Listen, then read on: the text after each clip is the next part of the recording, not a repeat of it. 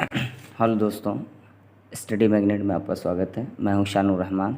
आज मैं आपको विवास्ता के नियम को बताने जा रहा हूं। जो 2 से 11 तक विवास्ता का नियम आपको दिख रहा होगा, 2 से लेकर के 11 तक का विवास्ता का नियम है। तो चलिए मैं देर ना करते हुए मैं स्टार्ट करता हूं।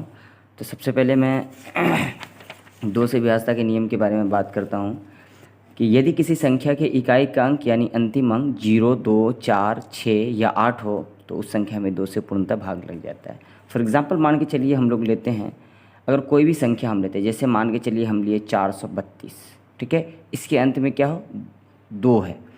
अब इसी तरह से अगर इसी के इकाई का अंक या कोई भी संख्या के इकाई का अंक मान के चलिए 0 हो, 2 हो, 4 हो, 6 हो, 8 हो, तो अगर ये सब लास्ट वाला अंक, ये सब अगर किसी भी संख्या के अंत में हो, किसी भी संख्या के अंत में हो, तो वो क्या होगी कि वो 2 से पूर्णतः विभाजित हो जाएगी। चलिए अब ये 3 से विभाजन का नियम ये कहता है कि किसी संख्या, देखिए आपको देख लीजिए, आप इसका स्क्रीनशॉट भी ले सकते हैं, लिख सकते हैं स्क्रीनशॉट इसका, ठीक है। मैं कोशिश करूँगा कि आपको इजीली देख पाए। देख लीजिए, आपको एकदम दिख रहा है ना। चलिए नेक्स्ट चलिए। 3 से यदि किसी संख्या के सभी अंकों के जोड़ में 3 से पूरा पूरा भाग लग जाए तो उस संख्या में भी 3 से पूरा पूरा भाग लग जाता है। जैसे फॉर एग्जांपल मान के चलिए हम लिए 432, यही संख्या लिए, जो संख्या ऊपर में है वही संख्या नीचे हम लिए, ठीक है। अगर इस संख्या के योग में, योग बोले यानी जोड़, 4 + 3 + 2, इस संख्या के योग में 4 3 7 और 2 कितना हो गया, 9। अगर इस संख्या के जोड़ में अगर 3 से पूरा पूरा भाग लग रहा है तो उस संख्या में भी क्या होगी, 3 से पूरा पूरा भाग लग जाएगा। समझ में आ गया ना। चलिए अब क्वेश्चन नंबर अब ये विभाजन के नियम 4 पे क्या कहता है। कहता है कि यदि किसी संख्या के अंत में 2 शून्य हो या अंतिम 2 अंकों से बनी संख्या में 4 से पूरा पूरा भाग लग जाए तो उस संख्या में भी 4 से पूरा पूरा क्या होगी कि वो भाग लग जाएगा, ठीक है ना। जैसे कहने का मतलब है कि ये कहता है कि अंत में क्या हो, 2 शून्य हो या अंतिम 2 अंकों से, जैसे यही क्वेश्चन है, यही 432 जो मेरी एक संख्या है 432 को अगर मान के चलिए हमको डिवाइड करना है तो 432 को ये देखना सबसे पहले उसका जो लास्ट वाला 2 अंक है उसमें अगर मान के चलिए 4 से लग रहा है तो उस जो संख्या दी हुई संख्या में पूर्णतः 4 से विभाजित हो जाएगी, ठीक है। या और एक तरीका है जो उसके लास्ट वाले 2 अंक यानी लास्ट का जो 2 अंक उसको देखेंगे कि उसके लास्ट के 2 अंक में क्या हो, 2 शून्य होना ज़रूरी है। 2 शून्य अगर है तो भी 4 से क्या होगी, पूर्णतः विभाजित हो जाएगी, ठीक है। अब चलिए 5 से कहते हैं यदि किसी संख्या के अंत में 0 या 5 हो तो उस संख्या में 5 से पूरा पूरा भाग लग जाएगा, ठीक है ना। जैसे मान के चलिए कि हमने लिया 450, कितना लिया, 450। अगर उस संख्या के अंत में शून्य हो, जैसे यहाँ दे रखा है ना, यदि किसी संख्या के अंत में 0 या 5 हो तो उस संख्या में 5 से क्या हो, पूर्णतः भाग पूरा पूरा भाग लग जाता है। अगर उसके अंत में 0 या हम एक और ले लेते 455, चाहे अंत में 0 हो या 5 हो, तो ऐसी संख्या में 5 से क्या होगी, पूर्णतः विभाजित हो जाए, ऐसी संख्या 5 से पूर्णतः विभाजित हो जाएगी, ठीक है ना। चलिए अब ये नेक्स्ट जो है 6 से विभाजन का नियम है। देखिए भाई जल्दी इसलिए कर रहे हैं जल्दी कि वीडियो जो है थोड़ा लेंदी हो जाएगा और आप लोगों को भी बोरिंग लगेगा कि हम थोड़ा सा मतलब कुछ लंबे वीडियो को देख रहे हैं तो बोरिंग फील होगा, इसलिए शॉर्टकट देखना है ना, शॉर्टकट में देखना है। और इसके बाद जो और भी बहुत सारी वीडियोज़ है जो आपके लिए हेल्पफुल रहेगा, तो इसको देखना। अगर ये चीज़ अगर आपको चाहिए तो मैं डिस्क्रिप्शन में इसका लिंक दे दूँगा, आप वहाँ से इसको डाउनलोड कर लीजिएगा। और जो क्वालिटी है इसमें वो क्वालिटी, इससे बेहतर क्वालिटी आपको मिलेगा, ठीक है। तो ऐसे भी आप चाहें तो स्क्रीनशॉट ले सकते हैं, एकदम बिल्कुल फ्रेश है, आप चाहें तो स्क्रीनशॉट ले सकते हैं, ठीक है। चलिए अब नेक्स्ट क्वेश्चन क्या है। नेक्स्ट क्वेश्चन ये है, क्वेश्चन नंबर 6 में, कि यदि किसी संख्या में 2 और 3 दोनों से पूरा पूरा भाग लग जाए तो उस संख्या में 6 से पूरा पूरा भाग लग जाता है, ठीक है। अब कोई भी मान के चलिए एक संख्या लेते हैं, जैसे कि हमने लिया, क्या कह रहा है कि 2 और 3 से। अब जैसे 2 से विभाजन का नियम ये है, 2 से विभाजन का नियम क्या है कि 432, जैसे हमने लिया 432 लिया, तो 432 में 4 + 3 + 2, तो 4 3 7 + 2 कितना हुआ, 9। अब 9 में हम लोग दिए डिवाइड किए तो 3 3 9, यानी 3 से डिवाइड लग गया।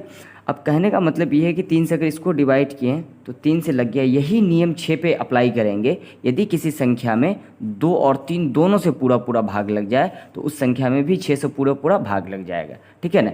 अब तो ये मान के चलिए, अब इसमें 3 से लगा, लेकिन अब हम देखेंगे कि 2 से लगेगा। इसमें 2 से लगेगा, बिल्कुल लगेगा, क्योंकि इसके अंत में 0 है,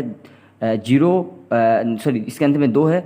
अब 0, 2, 4, 6 या 8 हो तो लगेगा, इसलिए इन सबों में से क्या है, 2 है। तो ये 2 से भी विभाजित है और किससे विभाजित है, 3 से विभाजित, इसलिए अर्थात हम ये कह सकते हैं कि 432 जो है वो 6 से भी क्या है, विभाजित है, ठीक है। अब आइए 8 पे। देखिए एक चीज़ हम आपको जानकारी के लिए बता दें, अगर आपको विवास्ता का 3 यानी तीसरा विवास्ता नियम याद है तो आपको 9 का याद हो जाएगा। अगर आपको 4 याद है तो आपका 8 आपको अच्छे से 8 याद हो जाएगा। अगर आपका जैसे कि मान के चलिए आपको 5 याद है तो 10 याद हो जाएगा। इसी तरह से सेम कंडीशन है। अब ये 8 पे क्या कहता है कि 8 क्या कह रहा है, देखिए बढ़िया से।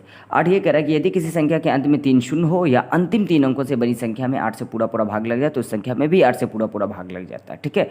सेम कंडीशन है। जैसे मान के चलिए हम एक एग्ज़ाम्पल ले लेते हैं, ठीक है। एक एग्ज़ाम्पल लेते हैं कि कोई भी एक ऐसी संख्या लेते हैं, जैसे मान के चलिए हमने लिया अंत में इतना, अंत में क्या हो, 3 शून्य हो या अंतिम 3 अंकों की बनी संख्या में। देखिए क्या कह रहा है कि अंतिम 3 अंकों की बनी संख्या में 8 से पूरा पूरा भाग लग जाता है तो उस संख्या में भी 8 से पूरा, यानी लास्ट में कोई भी एक ऐसा संख्या लेना। जैसे हम चाहे तो 3 0 लेकर के देख, हमने लिया 4 2, ठीक है, 4 2 4 3 2, ठीक है। अब इसमें देखेंगे कि 8 पंचे 40, 8 चौके 32, ये जो लास्ट का जो 3 अंक है 4 3 2, इसमें अगर इसमें 8 से पूर्णतः विभाजित हो रहा है तो हम ये समझेंगे ये पूरी संख्या में क्या होगी, ये पूरी में सब 8 से विभाजित हो जाएगी।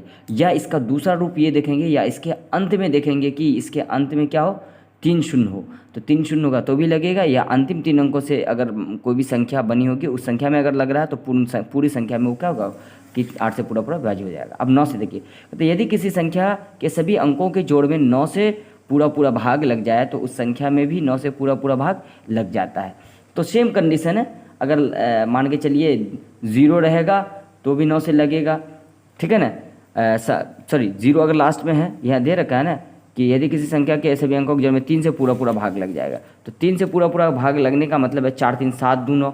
तो हम जैसे 432 है, 432 में अगर 9 से देंगे तो 9 दूनी 18, 9 तिया 27, 9 चौके 36, है ना, 9 चौके 36, 9 पंचे 45, ज़्यादा हो जाएगा तो 9 चौके 36 देंगे।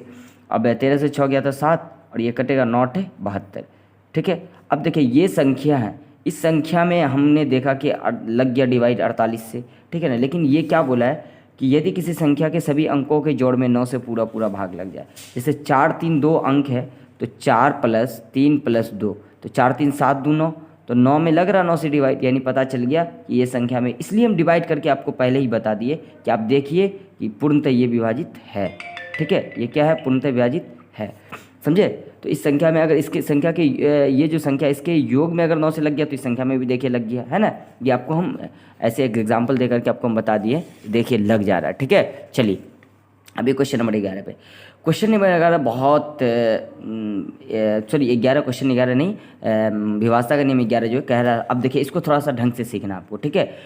ये क्या कह रहा है, कह रहा है कि यदि किसी संख्या के विषम स्थानों पर स्थित अंकों का योग तथा सम स्थानों पर स्थित अंकों का योग का अंतर 0 हो या 11 से विभाज्य हो तो उस संख्या में भी 11 से पूरा पूरा क्या होगा, भाग लग जाता है। जैसे हम लेते हैं, हम क्या लिए कि 4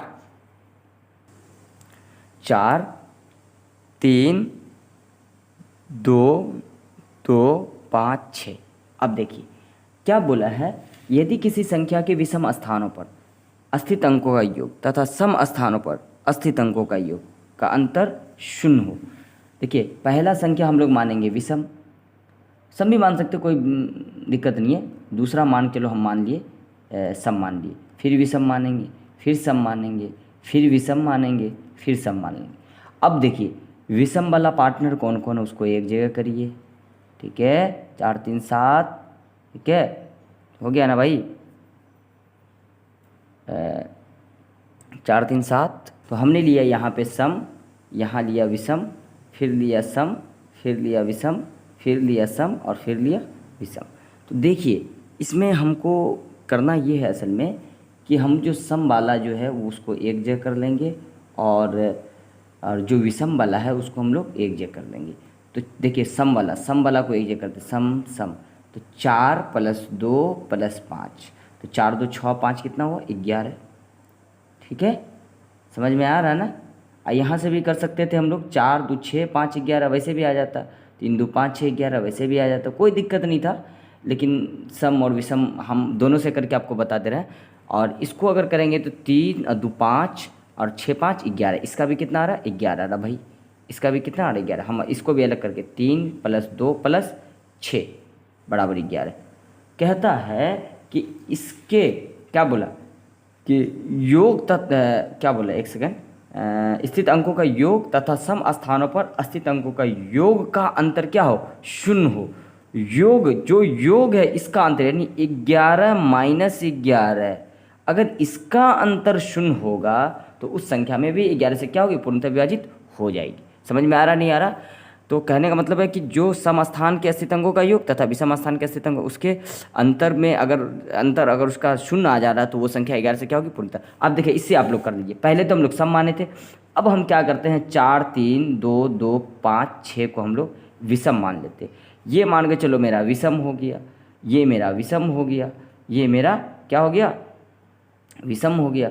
तो 4 2 6 5 11 तब भी देखिए आ गया वैसा ही, और 3 2 5 6 11 तब भी आ गया वैसे। तो 11 - 11 0, चाहे इधर से पहले सम मान ले चाहे बाद में सम माने तो कोई दिक्कत नहीं है। आप जैसे है वैसे आपको जैसे सहूलियत लगे वैसे मानना। तो चलिए मैं आशा करता हूँ कि मैं समझाने में कामयाब रहा हूँ और आप बेहतर समझे होंगे, मैं यही आशा करता हूँ। और इस मैं अपने चैनल के माध्यम से मैं एक बात ज़रूर कहना चाह रहा हूँ आप लोगों को कि इस तरह का बहुत सारा वीडियो मैं आपको देता रहूँगा जो आपके डेली लाइफ के लिए, आपके एजुकेशन फील्ड के लिए बहुत बेहतर रहेगा। तो अगर आपको ये चीज़ अच्छा लगा हो, ये अगर आपको ये समझ में आया होगा कि लगा होगा कि ये आपको फ़ायदेमंद है, तो प्लीज़ मेरे चैनल को लाइक एंड सब्सक्राइब करें एंड शेयर भी करें। ठीक है, जय हिंद जय भारत।